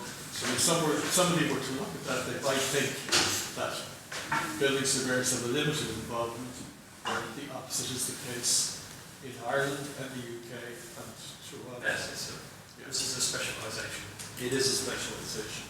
And the solutions can be as complex as the identification of the problem, particularly when you're dealing with existing buildings. I think one of the things in here is also saying is that there is a limit in the expertise that you gather from this. but it's being able to identify when you need to get somebody else in who's got much more expertise in that area. If you were to do this, I was necessarily say you would go off to a castle, for example. You would probably need somebody who's got more expertise in that specific area. Any other questions? Yeah, first of all, I'd like to apologise for coming late. My name is Isa Shire. I'm from the School of Built Environment and Architecture here at London South Bank University. And just building on the comment that has been highlighted or raised earlier, whenever we're developing a course or a curriculum, we look at two elements. It's the market of it, the prerequisite, and where we're heading to. And then we also define the boundaries of this course. You've highlighted where's the boundaries, is where do we draw the boundaries, and where is the crossover with other disciplines, with the surveyor, crossover with the architect or architectural engineer. Have you done this work when you were developing this? Probably need to ask some of the others, but I would just say that the team that did it was actually a mixture of architectural technologies from Ferrara and from Spain, and engineers from Warsaw. So it was a multidisciplinary team looking at it. From the AEEBC, they were not so involved in the actual development of the curriculum. It's really a building and surveying architectural technology association. So the idea is, I think, that you can take parts of this. It's just looking at it as a whole. It has to cover the whole of the EU, even if we're not in it. After tomorrow, so as I said, there are countries where there is nothing exists. In building regulation, actual disciplines. What's the prerequisite? I mean, what would you think would be the prerequisites if one was to go along and maybe do this? So, Paul,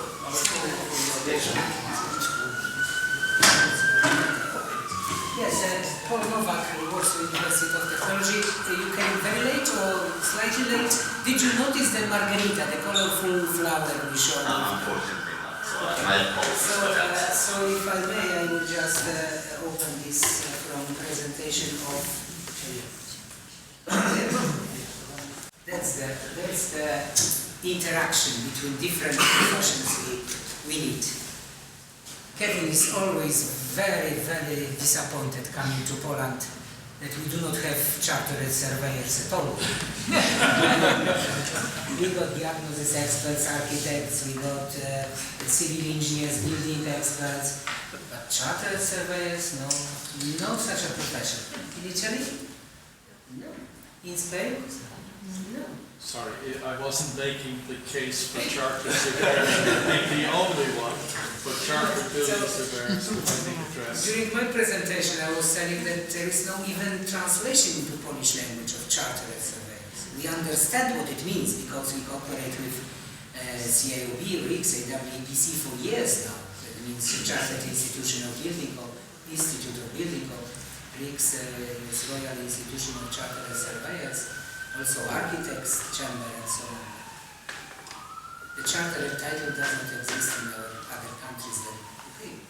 Right? So here on this very margarita, as we call it, you got the basement architects and engineers, and they have to go through the soft skills, innovative tools like building information modeling, and they have to know legal and social frameworks and methodology of work.